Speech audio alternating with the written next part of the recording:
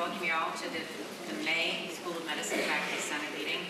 By tradition, we usually have the Dean's State School Address, and I'm very excited to have our new Dean, Dr. Buckley, here with us today. Just as a reminder, we're going to have one more meeting this year. There's going to be a meeting in June, and we're going to have, it's going to be June 24th at noon, right here in the Lee Auditorium. We're going to have David Hefner, who is the CEO of the hospital and the enterprise now, come and speak to us about his vision and his position at the hospital. And we're also going to have Dr. Carlos Salas speak to us about his work with regenerative medicine. So it's going to be a very exciting meeting in June, the 24th. And without further ado, I'm very honored to have our new Dean, Dr. Peter Buckley, who is going to speak to us on the Continuum of Leadership 2011 State of the College Address. Dr. Buckley, welcome.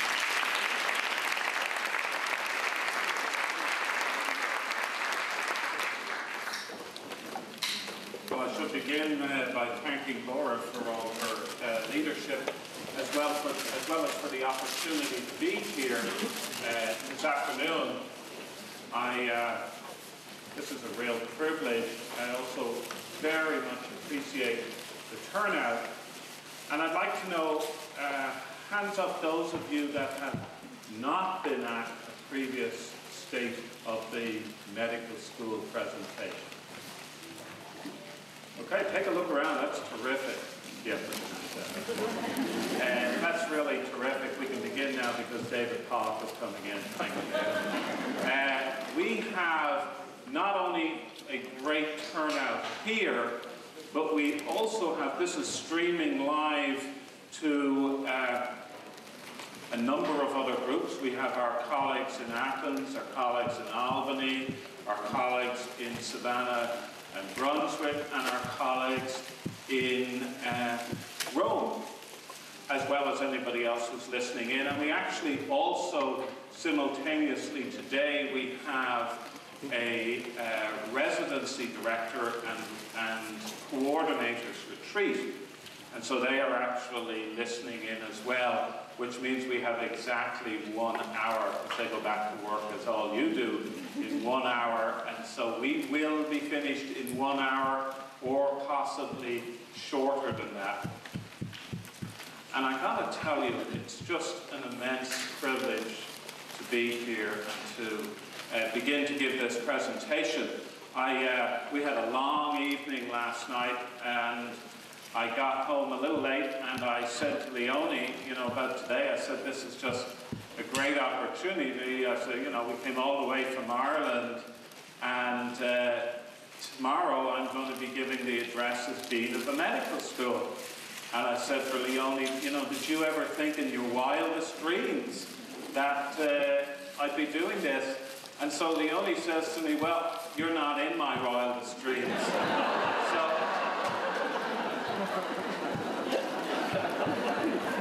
So let me begin with those remarks. Oh, I got it. Great. Okay. So, this collection of medical schools is unique. And the reason it's unique is because it is the top 6 by medical school size, the top 6 medical schools in the country. And so we are the 6th largest medical school in America. That is a pretty substantial obligation, and it represents a pretty substantial complexity across all our missions. And that's really what I want to go through today.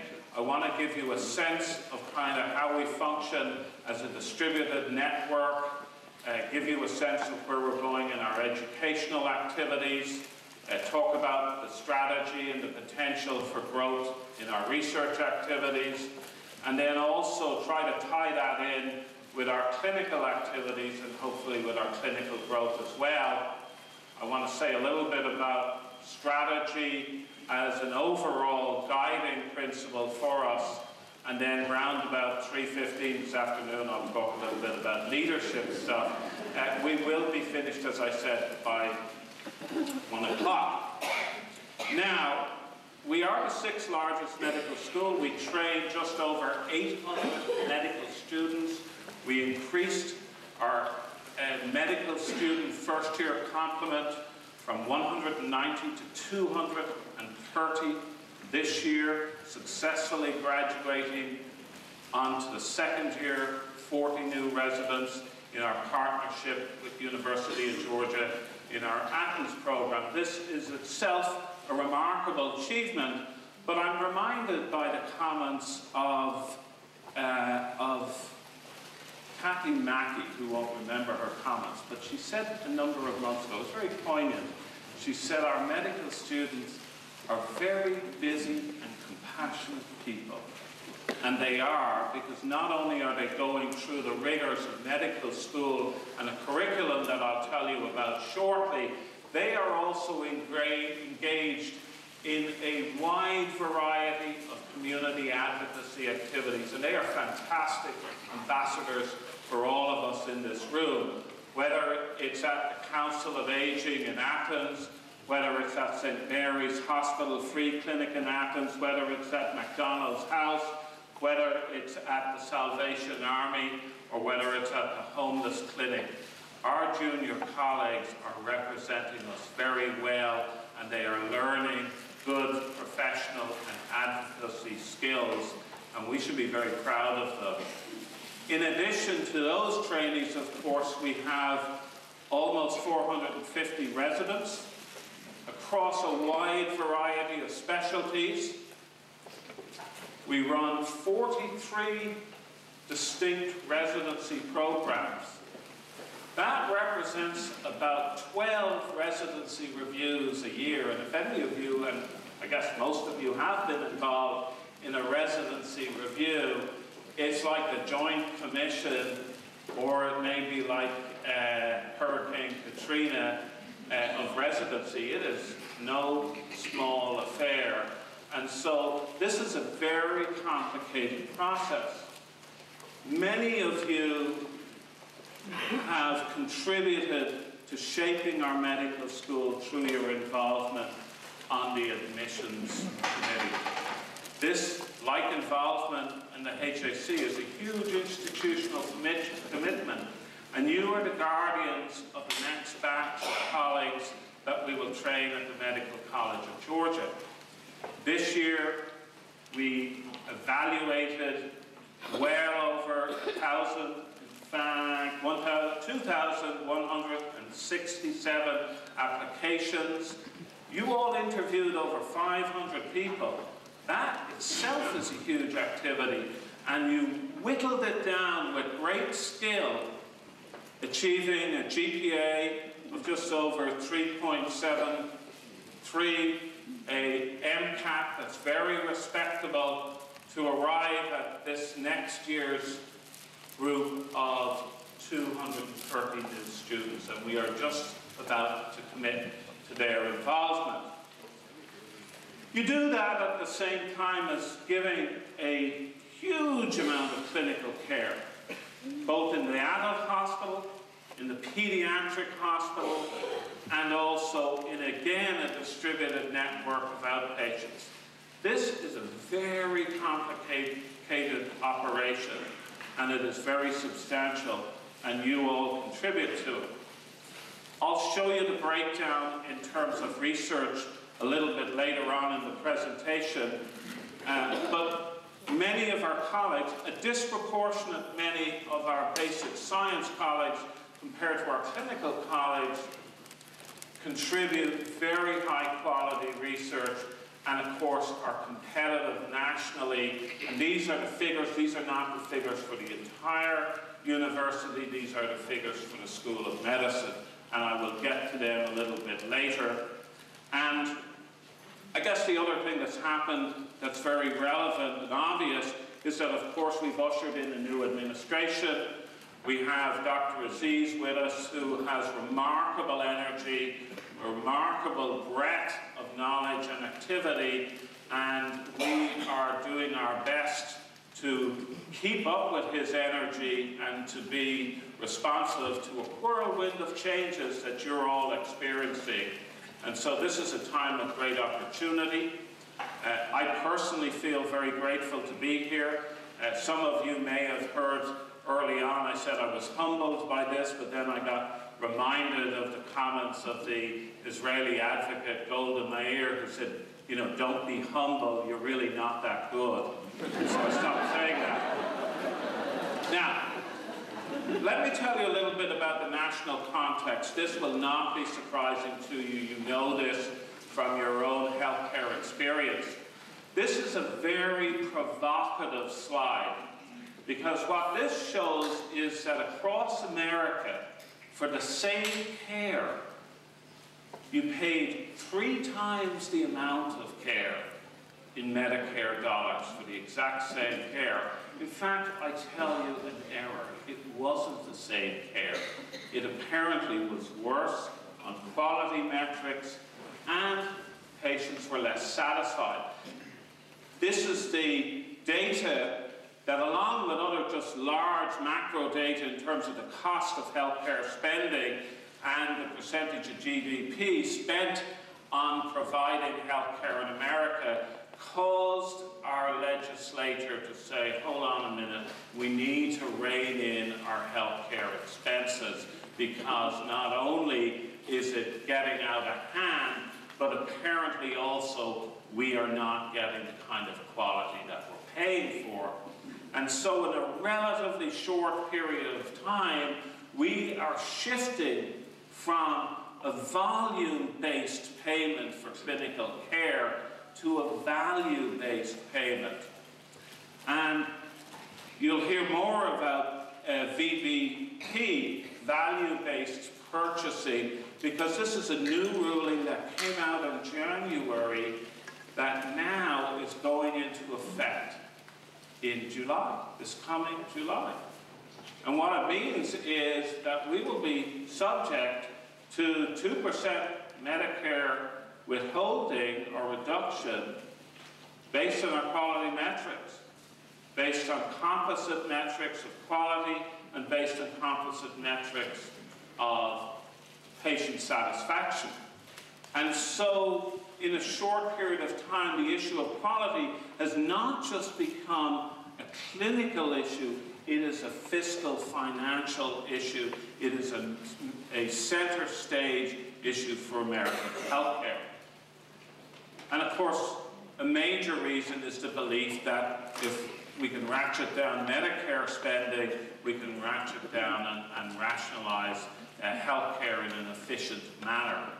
But of course, as an academic institution, that poses a challenge for us, but it's not the only challenge, because you saw already we're competitive nationally in our research, and we were fortunate in to equally be competitive in the ARA, or the stimulus package, that really was quite generous to research.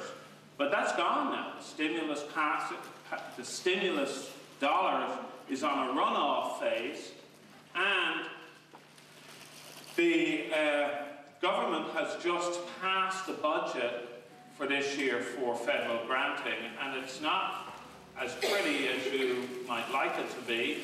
We indicate a 1% reduction overall. Then individuals that have a renewal of a competitive grant, where they have years already factored in of how it's going to be budgeted, they're going to be subject to a 1% reduction, irrespective of what they say.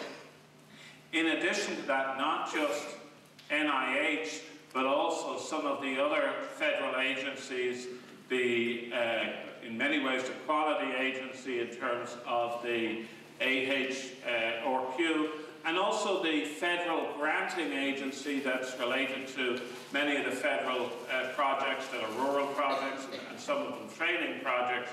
HRSA is also taking a very substantial reduction.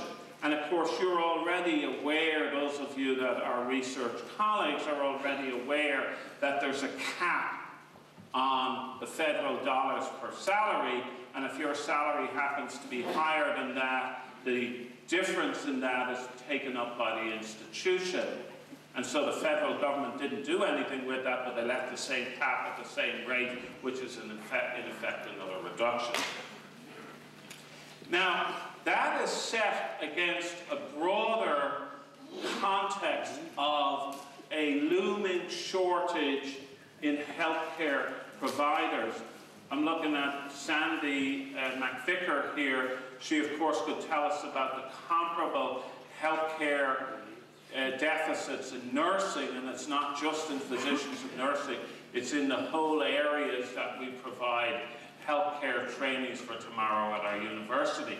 But specifically for physicians, there is a dramatic fall short. It's partly made up by the fact that we're likely to have more insured people seeking care. It's partly made up by we have an aging physician group. You're all evidence of this, I should say. And it's also partly made up by we have an aging population with a greater demand and greater complexity of care.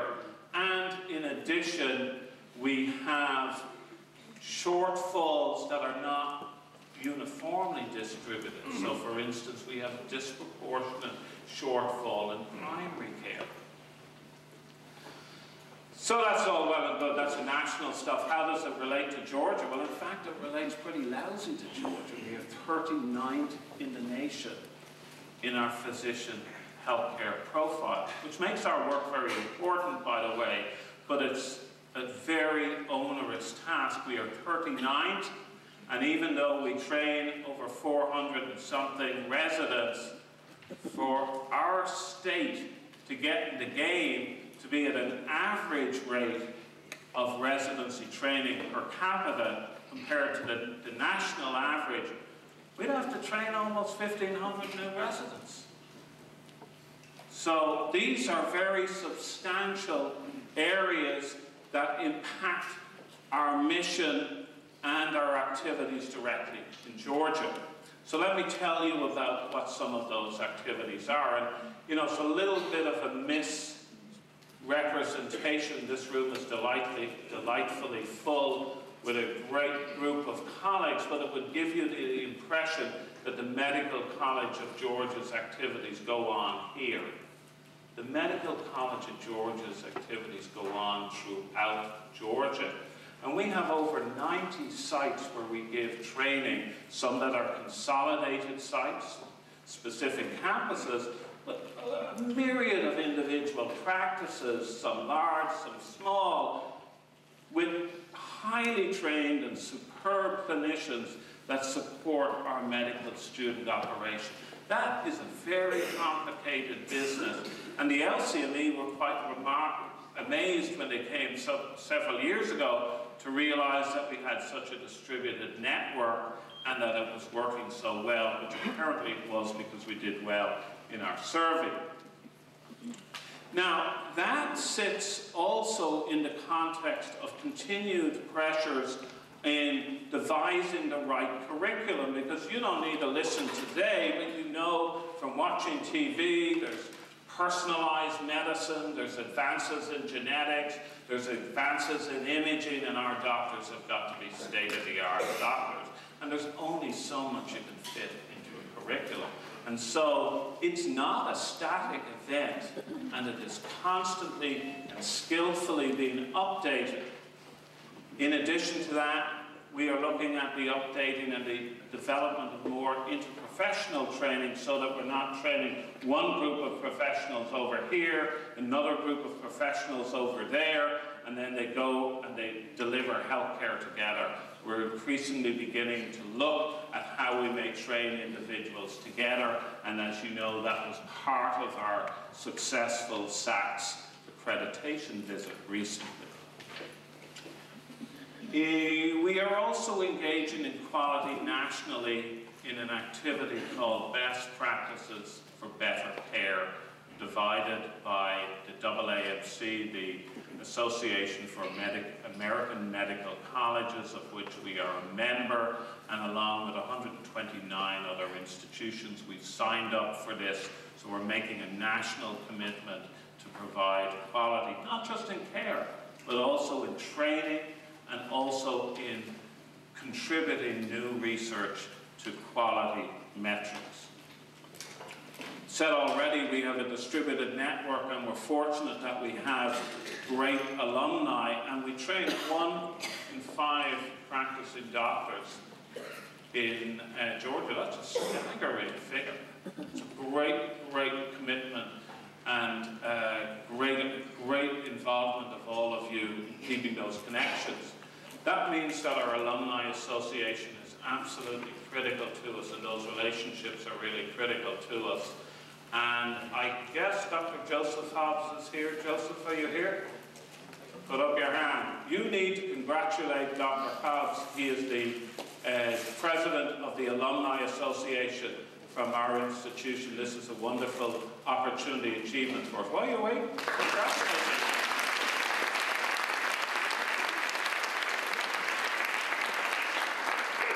So, I try to paint the picture of a rather complex statewide system, but it's very complicated to manage. We have some really good educational leaders, but we also have some very substantial challenges, because the economics that are a burden and difficulty for us are also a burden and difficulty for doctors who are running their practice. And, you know, training medical students takes time, and time is money. And so we are frantically looking at other ways that we may bolster that support and give meaningful connectedness in some of your activities in terms of reaching out to our alumni and our training clinical faculty, and then also other inducements, support, CME, etc., that we may do are very important in keeping that connectedness, because being the 6th largest medical school in the country, we cannot do it alone with the people in this room. So we need to really garnish that support, and we also have moved to a distributed network involving some real good partners. We are in a robust partnership with our colleagues at University of Georgia in Athens. We have a campus that today actually is graduating its first 40 medical students, and they have gone through a really interesting curriculum. It's a much more integrated curriculum. It obviously falls on the same basic principles of the unified curriculum, which is what the LCME requires us to do, but it's really very innovative, and we're looking forward to seeing the results of that over time. In Albany, we have been able to focus on leadership and our students there, in addition to great training. The resources in that institution, and Phoebe Putney in particularly, are very appealing, and I gotta say, I really like the Starbucks when you go in there. I really like that. And this is a wonderful institution. They are very engaged. Not only has that relationship spawned great training opportunities, we now have clinical relationships with the Department of Pediatrics and with ophthalmology, and so this is exactly where this should go, with things hand in glove, and we may have other opportunities. In Savannah and Brunswick, we have 2 people from Savannah and Brunswick. Put up your hands. Dr. Rentz and Dr. Martin have developed another campus there. They're on the fast track for more LCME review, and they're taking a slightly different tack based on the talents of these great colleges, which is to look more broadly at public health issues. And then up in Rome, in Rome, we have Dr. Leonard Rees, who's just joined us to set up another campus up there for training, and that will have another slightly different focus.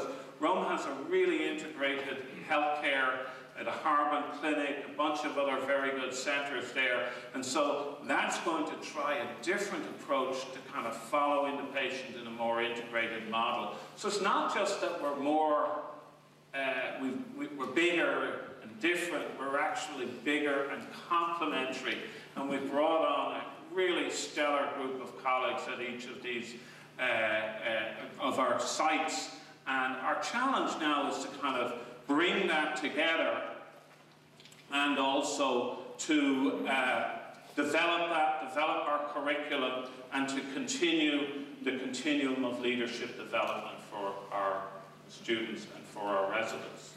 A word of thanks with regard to our residents due to the efforts of several of our hospital colleagues, and particularly due to the efforts of Walton Moore, we've been able to make an increase in salary for our residents that will come in time. That's important because I've told you we have a deficit in resident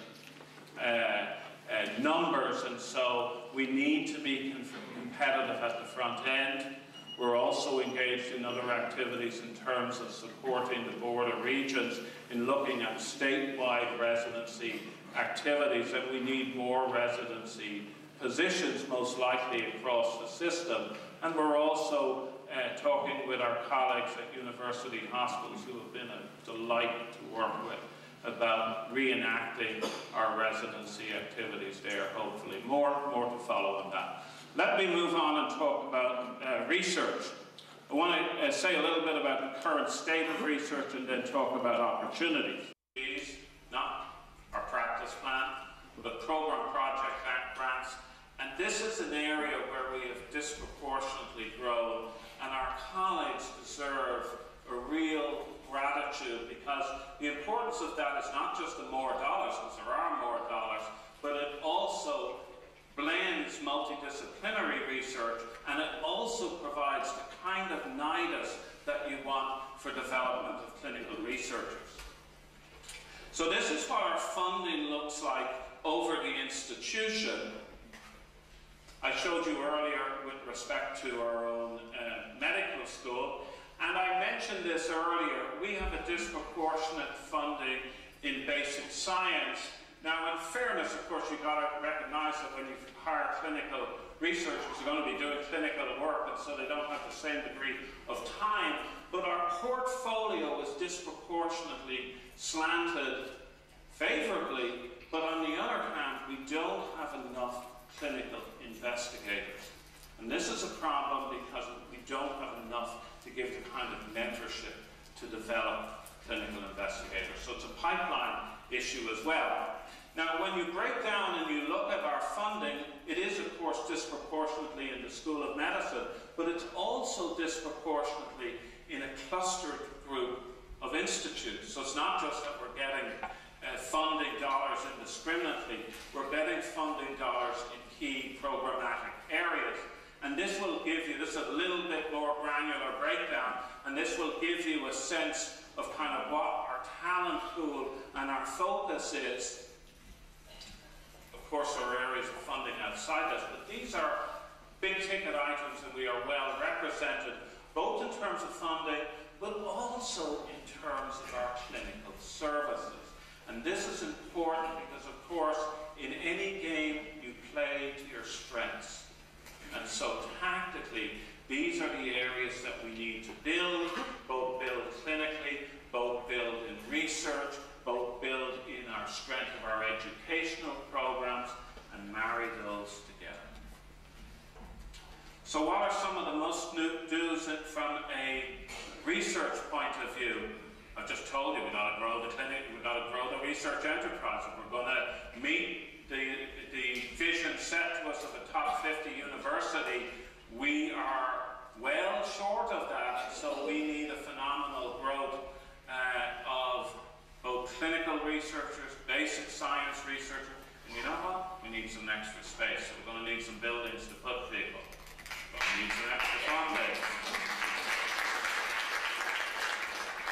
Catherine's looking for a building for herself, but that's why she's the first to that. But this is a huge issue for us. And funding is tight up, so we have to be smart about how we go about acquiring new buildings. But we do need new buildings. It's also difficult to bring people in for interviews, as you well know, when the buildings don't look up to scratch. And so new buildings attract new people. We need to complete our cancer center director search. We've got a phenomenal group of candidates, and I'd like to thank David Munn and Marta Tingan and all the search committee for their efforts in getting us some really good candidates, and also to John Petravis for holding down the fort during this period of time and providing the leadership. This is very important because a cancer center director is a big ticket item. We have two beautiful buildings, so we're well set. If we get the right person with the right chemistry and the right fit and the right direction, which I think we will, this will leapfrog us forward, not just in cancer, but it will provide its own vision and its own template for developing our other research programs. I talked about connecting patient care and education. That our Discovery Institutes have actually been a very good place where that has happened, and each of the Discovery Institutes has shown growth, but in different ways. We're going to have to face the thorny issue of the funding, because we don't have enough funding to go around, and so this will be an issue for us coming up, and we're going to have to reinvest in a strategic research portfolio, which means we're going to have to do this in a staggered manner over time, and then what are the priorities of which is first up. My guess is that the Cancer Center Director and the affiliate recruitments related to that will be first up. But what's the other sequence of key recruitments? What are the resources and how do we stagger the resources? Because quite frankly, our appetite is far greater than our capacity at the moment. And so we've got to be smart about that. And we've got to draw down all our resources, which means, thankfully, we have some unused resources. We have a number of endowed chair positions that have not been used and that we can hopefully recruit into. And of course, we have the promise and the opportunity under a new wave of philanthropy to develop new chair positions. And we also are in negotiation with the Georgia Research Alliance to draw down on some of the eminent scholars, which itself is another phenomenal opportunity. Let me move then and talk about our clinical areas.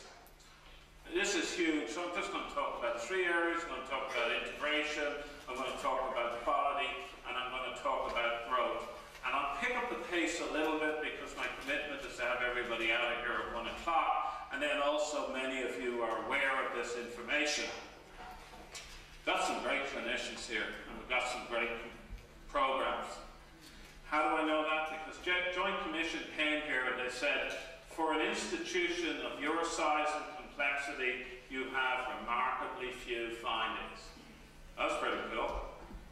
So then, unbeknownst, and that was a off-the-cuff evaluation. They arrived one day at 8 o'clock. Nobody knew they were coming until 7:30. So that's pretty cool. Then, about 10 days or 2 weeks after that, we had our stroke program accredited. And you remember what the guy said in the stroke program? The reviewer said, I'd be happy to send my daughter here. You don't get better than that. And so we have a lot going for us clinically. These are some of the areas. And as I said, we had a remarkable survey. Now, the issue then clinically is we have to do two things, and we have to do them synergistically. We've got to grow our clinical practice, because our clinical practice fuels particularly our research, and I told you we have a large appetite. We've got to grow that. But it's hard to do that because the margins are shrinking because of some of the federal changes I mentioned with insurance, I mentioned with Medicare. By the way, although I'm delighted that we're so far along on the electronic medical record, these things are very costly, and new equipment is very costly. And so healthcare itself is also financially burdensome, and so we're going to be working in the area of very tight margins. And it's not just the clinical side. This is some of the information for the Medical College of Georgia. And so we've been responsive to changes in the state budget. Some of you have experienced those. Others of you, thankfully, have not, because our office has tried to be as savvy as we could in protecting jobs and protecting programs. But you can see it's a pretty tough issue. And yes, this year we're going to increase our tuition of for medical students by 10%. But you know what? It's still the best deal around. We are still, financially, it is a very, very good deal. And so while that's important, we shouldn't lose sight of that. Now, all of you know we've had a huge amount of change in terms of integration. We've had interim this, interim that, we've had mergers of programs. It's been very, very substantial in a short period of time. Of course, that doesn't mean that your individual areas have changed dramatically. And I know that that's always an issue when you make change at this organizational time. It does take a little bit to flow down into the system. And so, for instance, if you look at some of these table of organization changes, beyond them are very complicated changes, looking in areas like auditing, looking in areas like financing, looking in areas like our clinical practice and integrating that. And so this is the first layer of multi-level and complex alignment and integration that will continue.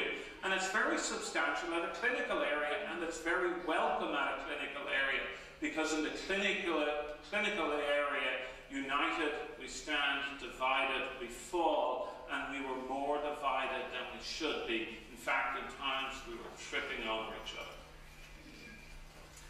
These are some clinical data, and they illustrate a good month. March was a good month for us.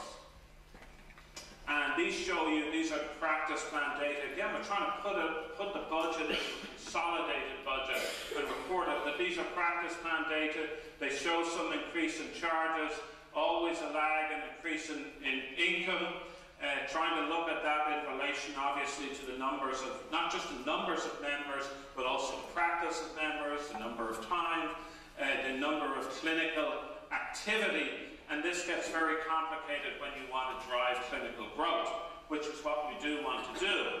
The good news is that there's still some efficiencies in the system in terms of our billing and our accounting process, although in fairness, some of that is driven outside of our hands by Medicare payment delays that we are just subject to. But there's still the potential for enhanced business management efficiencies, but we do need to grow our clinical practice, and we probably need to grow, in fact we do need to grow at least 2%. And so that means we need to grow by 2%. All of us need to contribute to that in some way. It's not somebody else. And so very important to try to make that happen. These are some of the activities. There is a whole panoply of activities beneath that that provide the opportunity for us. Some of it is growth. Some of it is increasing the throughput through the operating room. Some of it is maybe shifting our practices and having what might have once been off-hours practices. If we provide different opportunities for people to get healthcare here, some of our employees may even come here in off hours when they can't during the day. So there's a whole range of activities that we're trying to do to grow our system. Now, this is an issue. We are going to suffer a reduction in our clinical growth at the beginning of June, but this is an investment in our future, and you've all got to sign on. This is a huge issue. We are implementing a new electronic medical record, and you know what? Everybody is. So we shouldn't gripe too much about it. It's a national thing. It's a giving birth to an electronic medical record that we've all got to deliver on. And Helen Thompson, a whole bunch of people, Nancy Hannon, ton of people, ton of doctors are doing their utmost to make this as smooth as it possibly can. But it will be bumpy, and we need to get past that hump. And so I am unequivocally asking for each of your support. Talked about quality. The good news is we're making gains in quality. We're gaining some traction. These are some of our last quarter quality data. You know, it depends on how you want to look at it. If you say we're 29th, that's pretty cool. But we're not in the top 10. Except pediatrics. We're pretty cool in pediatrics. And so these are the UHC data for pediatric quality composite. Very, very impressive. And we're driving this not just by your good care, we're driving it by having to put together a new system, because quality is so complicated. It's a team sport, and so we've put together a whole series of interlapping committees that will drive quality in our system.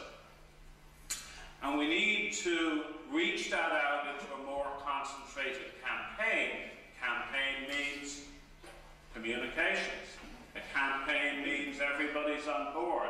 A campaign means you're measuring what you're doing and you're driving it. And so this is a very large activity that we need to commit to. I want to say something in the last quarter about strategic planning and leadership. I'm going to talk briefly about ESP, about our next effort at long-range strategic planning, and then I'll conclude on time with some leadership comments. In terms of strategic planning, Dr. Aziz prompted and challenged us to do a rapid-fire strategic planning. And this was really in many ways an engagement effort. And we did get engaged. I mean, I'm just putting up this to remind you. Almost 180,000 emails. All those sticky boards that you put there. It's a huge amount of effort. And it has not gone for nothing. These are the actual collation of metrics and goals.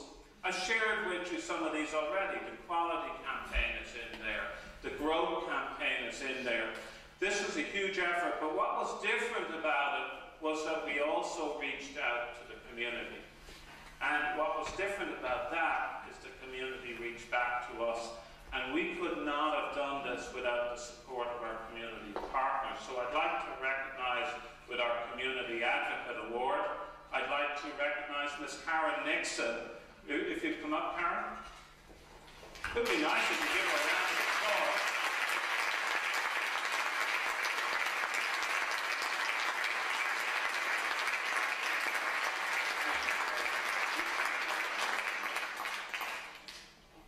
Thank you, Karen. Yeah, we don't have time for shouting. Thank you. Now,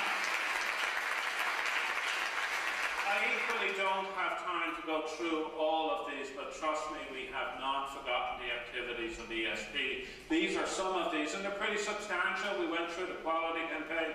We talked about growing green. Jack Yu and Lucy Marion and others led a very, very impressive faculty satisfaction process, and all of these are being channeled into a broader long-range strategic plan that will give us a longer roadmap. The ESP was a kickstart, if you like, but this is a longer roadmap that will fuse and give us a direction to sustain us for a number of years. And many of you in this room, I know, are already involved in that.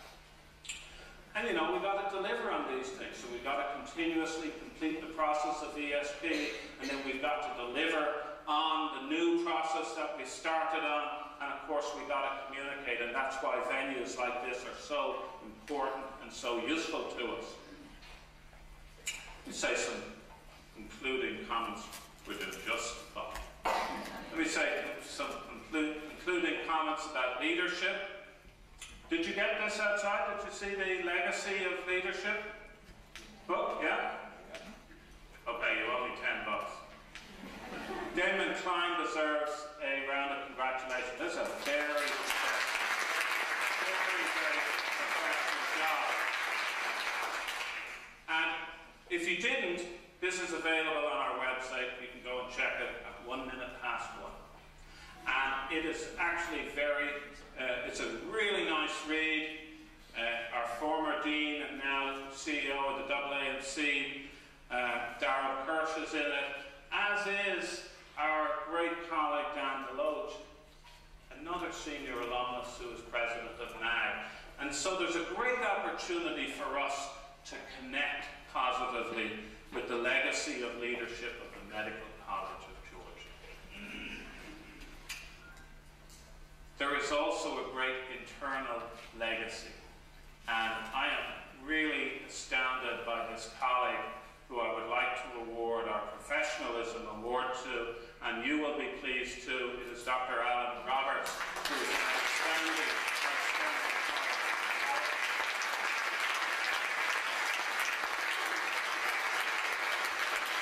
Please welcome around.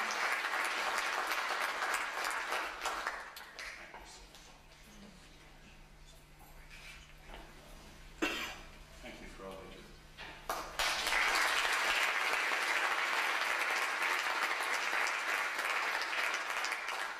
Now, that is all well and good, but we do have a problem. And you know what the problem is. We have lots of people who come here, who like it here, and who leave. And some leave real soon before they've settled in.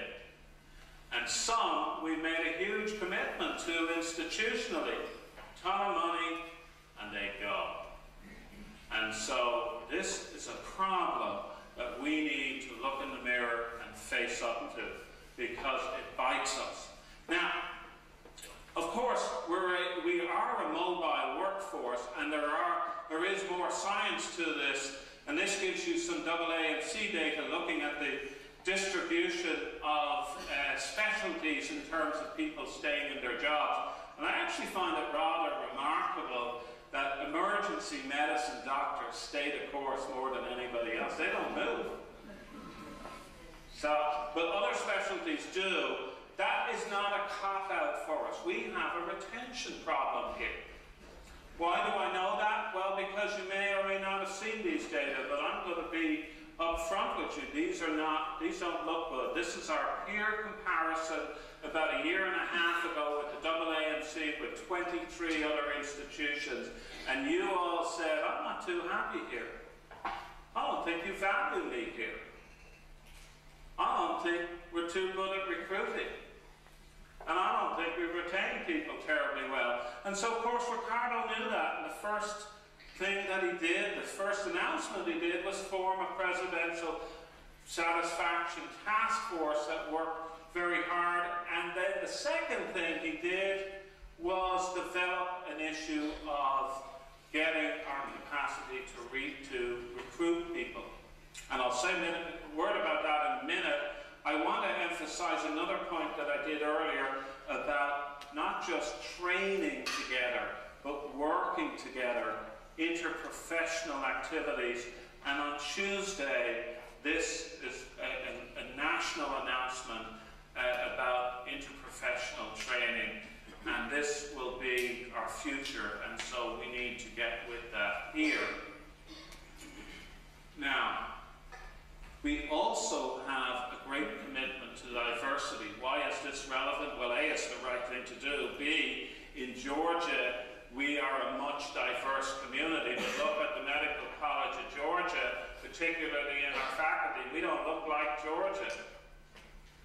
And if we don't look like Georgia, we probably can't connect as well as we would like in research education and in clinical care. And so we need to do our best in terms of our leadership and our commitment. And I'm particularly proud that our medical school and that our former Dean Doug Miller recruited the first ever Associate Dean for Diversity, Kim Halber.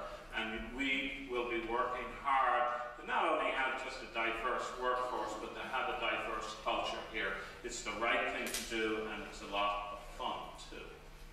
Now, I mentioned that Ricardo emphasized the issue of searches, and this is important both in terms of the mechanics, but it's also important in terms of getting the right fit.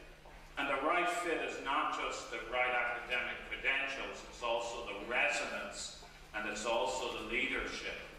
And so we've embarked on a very new process, with a lot of searches going on at the leadership level, and we are also at the Medical College of Georgia, we are also doing, at our level, also activities to enhance our searching process and gearing up for the kind of recruitment that we're going to need to do that's going to have to be consistent and concerted. We're also working on a leadership development plan. That's part of the retention and the part of delivering on the promise to people's careers. And so we need to deliver on a lot of activities over the next year. We need to go from early change to implementation to maturation on many of the activities that we are doing. I believe we need to communicate openly and professionally. That's not always the case, and sometimes it's hard to do, but we need to deliver and communicate professionally as a group. We need to continue this effort at alignment, and we need to use feedback. I had a delightful discussion with Laura this morning about the administrative leadership surveys, and we will be using those and have already begun to do that so that we have a transparent process and we grow together. We're also looking at really connecting our outcomes and our metrics to our own performance. And so I, for one, and some of you, at least at a leadership level, will be subject to a incentivization plan that we're working out the final details on. And that's actually an opportunity to win, but I guess also an opportunity to lose. But we do sink or swim together, and so we really need to do that and get behind our institution. I mentioned we need to recruit well, we need to recruit often, and we do need to take our place in the community in a new and different way, and we need to break down the barriers of town gown that have not helped us terribly well. Can we do it? Well, I guess next year will show that, but these are some interesting data that shows that the public has a high confidence in academic medical centres. But they do want us to be centre stage. They don't want us to be behind the curve. They want us to be the leaders in healthcare, the leaders in new models of delivery, and to be conducting the kind of research that will change care tomorrow. Can we do it? This is another piece of evidence that says we can. This is a national survey looking at confidence in particular professions. And you can see that our Wall Street colleagues took a little bit of a dip, but the medical profession tends to remain very high. And so we are held in a special place in society because society believes that we can deliver. And we have an opportunity to deliver and play in a transformed healthcare system that also simultaneously will transform our own academic institution. And so I personally look forward to working with each of you over the next year. I really appreciate your leadership. I'm really grateful to you for being here, and I believe we are finished with about 30%.